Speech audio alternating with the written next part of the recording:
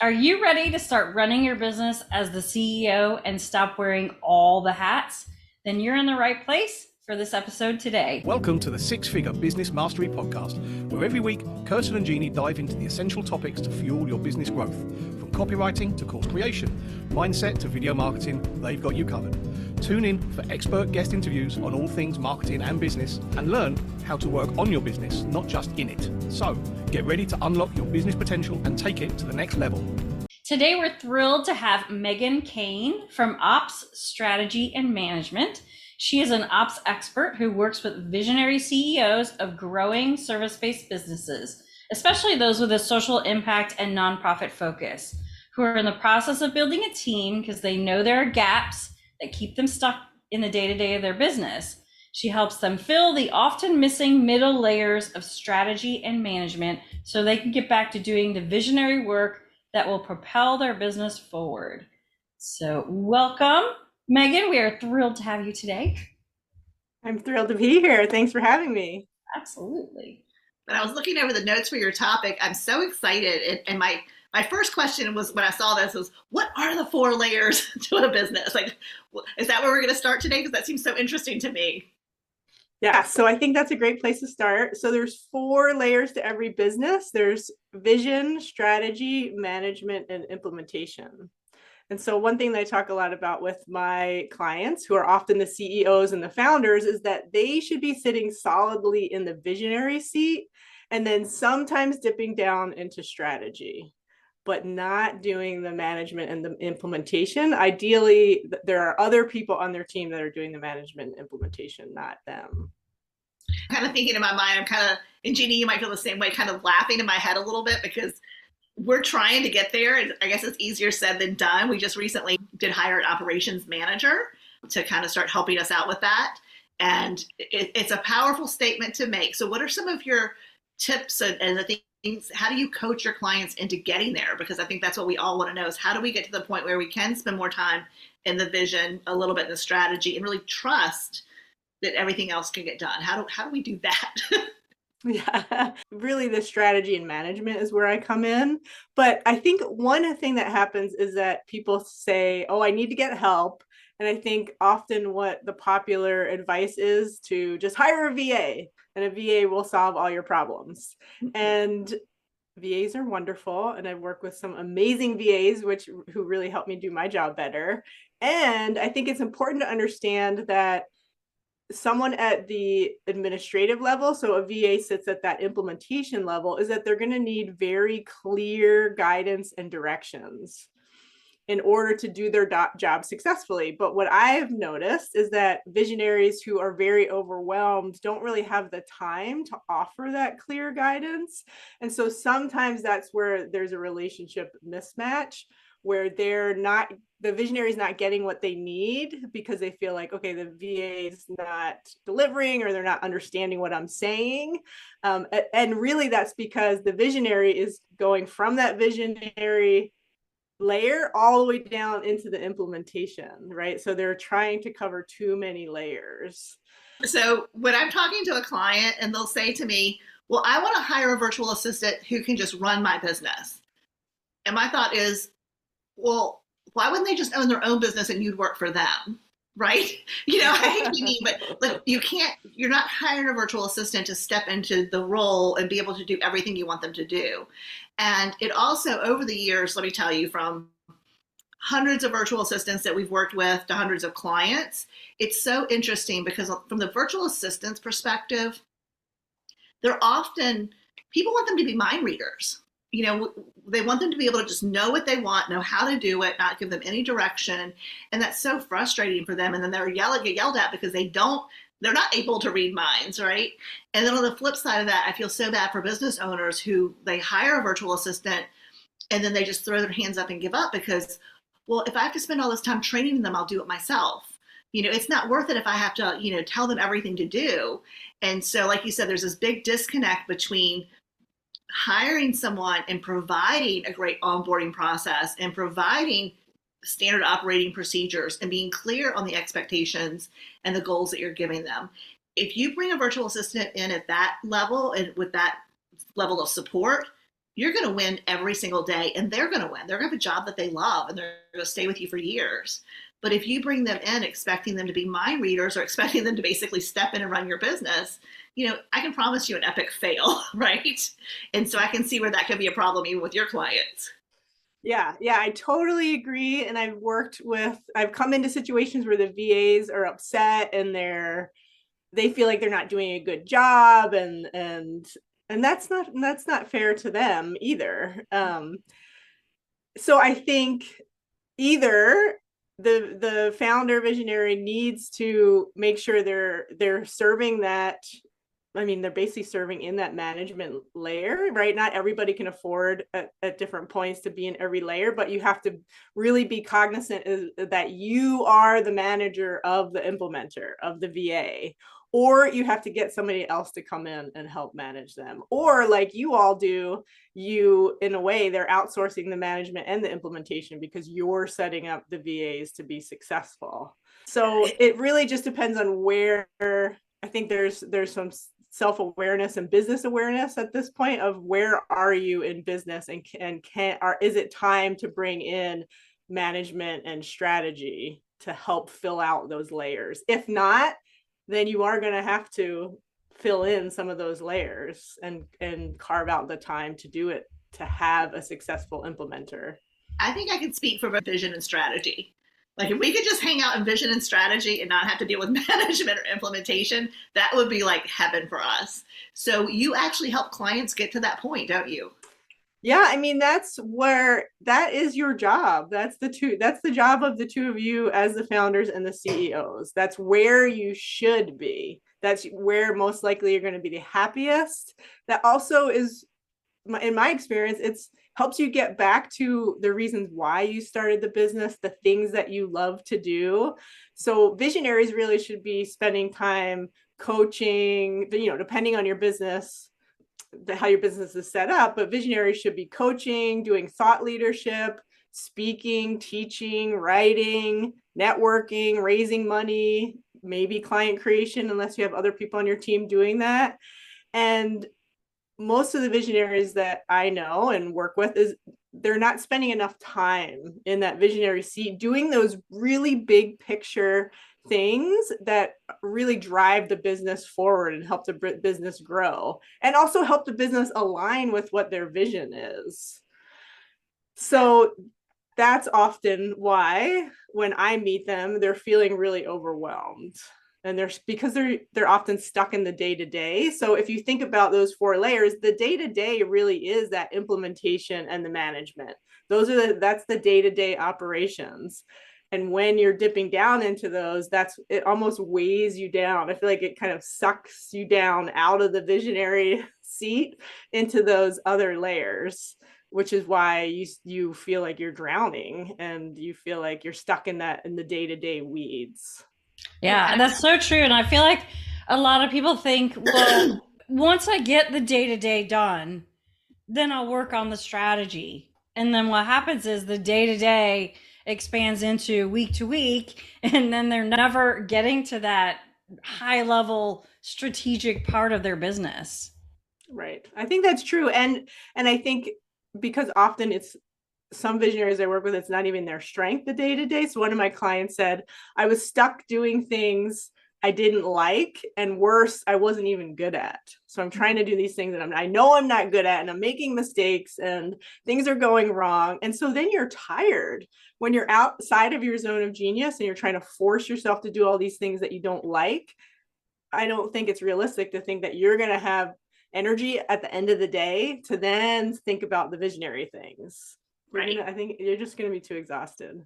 Yeah, I think it's really surprising to me, because we do talk a lot about the fact that you can outsource, you can delegate things to your virtual assistant that you don't know how to do. So realizing that if you have a great structure and a great process for delegating, you can have people do things for you that you literally don't know how to do. And I'll often say to people, just because I can't edit a video doesn't mean I can't instruct the virtual assistant on what I like or dislike. By coaching my marketing virtual assistant on, I love the smooth transition, I hate this really jerky transition, or the B-roll is fantastic in this area, but this B-roll right here has, too many men in it. Most of our clients are women. I can coach them on what I want the video to look like without ever needing to learn how to edit. And I think that's scary for a lot of people. I think they feel like if they don't know how to do everything in their business, and because there's a lot of people out there giving that advice that you should be able to do everything in your business, then they feel like they can't trust someone else to do it because they don't know how to do it. And I simply don't get that. What I like to say is you just have to know the what, you don't have to know the how.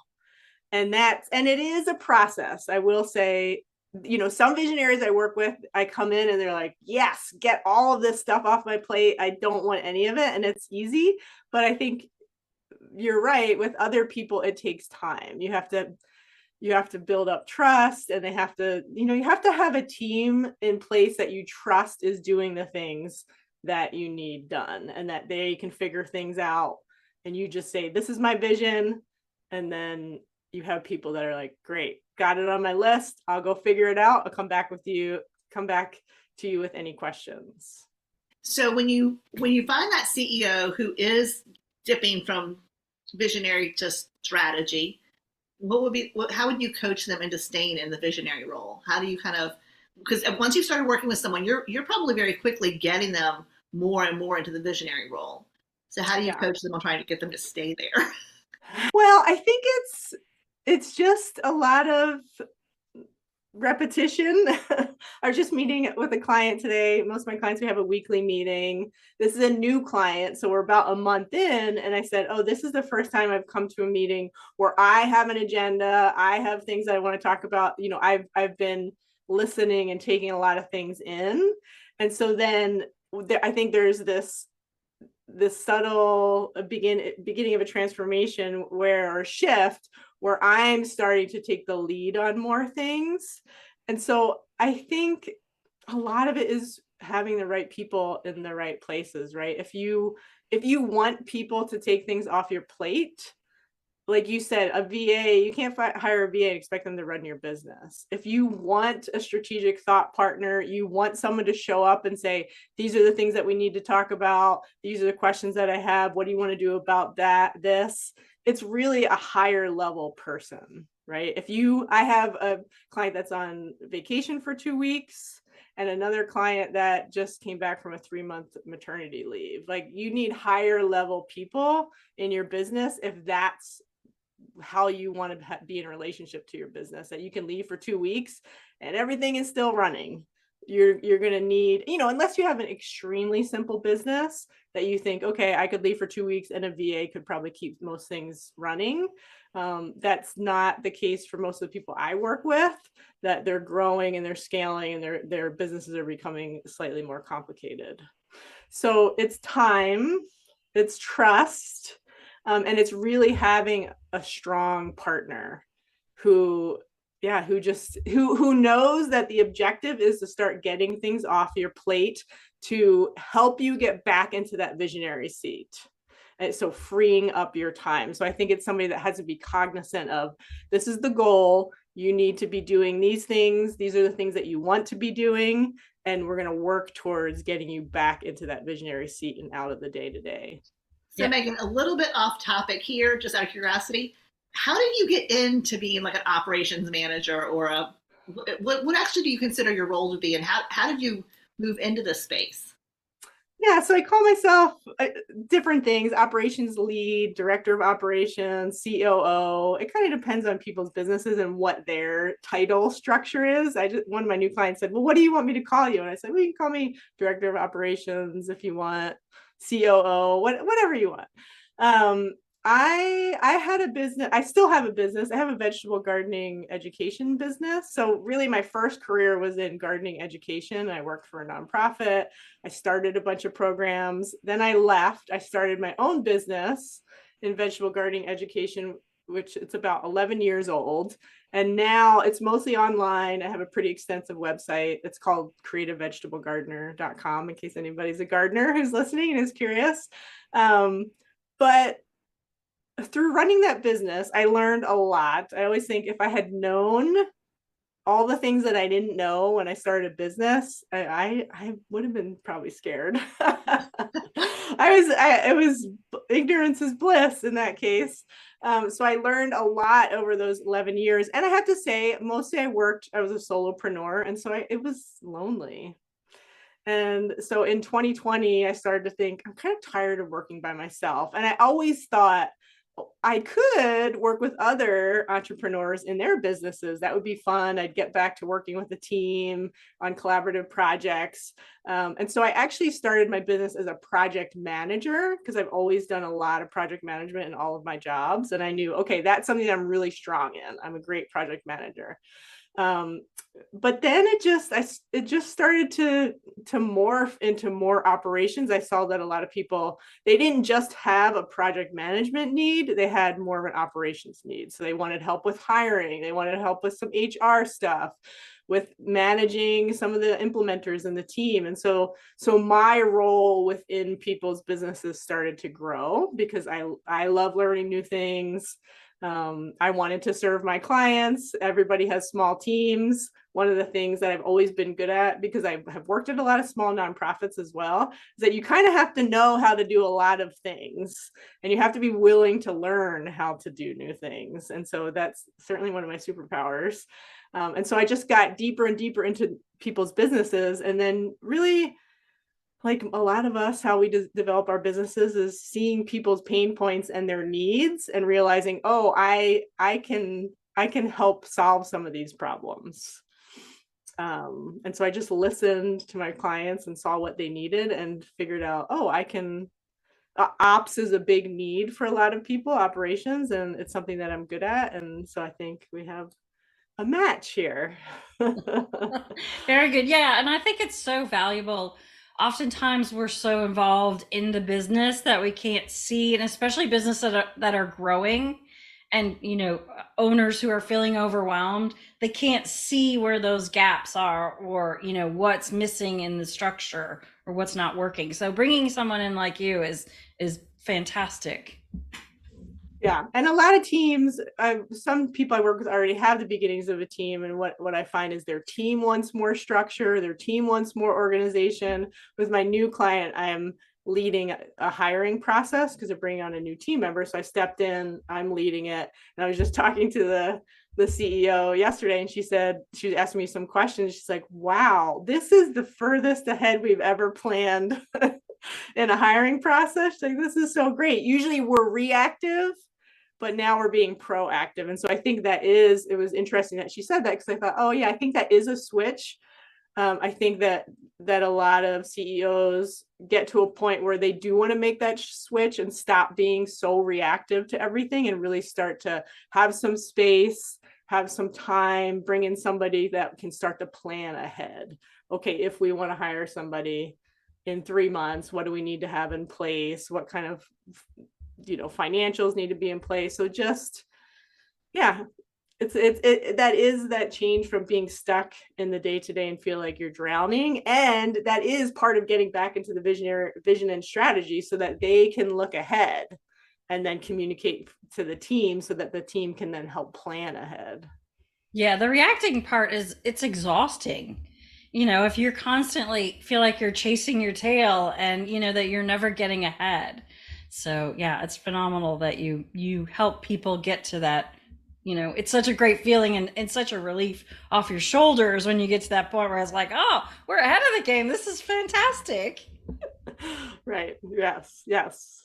Well, Megan, thank you so much for joining us today. You are a wealth of information. Now I know the 4 layers of our business: vision, strategy, management, and implementation. So many great golden nuggets in our talk today. So thank you for being here. If you want to reach out to Megan, you can find her at megankane.com. It's MEGANCAIN, megankane.com. And you will be able to reach her from there. She was our ops strategy and management professional. So if you are interested in, we talked a little bit about a marketing virtual assistant. If you're interested in that, there is a link below for our Double Your Income with a Marketing VA. It's a free report, and you can find it at outsourcingforbosses.com. So thank you again, Megan, and we hope to see you again soon. Thanks so much for having me. Thanks for listening to the Six Figure Business Mastery Podcast. If you enjoyed listening to this episode and you are ready to leverage video marketing on all online platforms, or maybe even start your own video podcast, then you need to check out the Done For You and Done With You program at themarketingvaadvantage.com and take your business to the next level.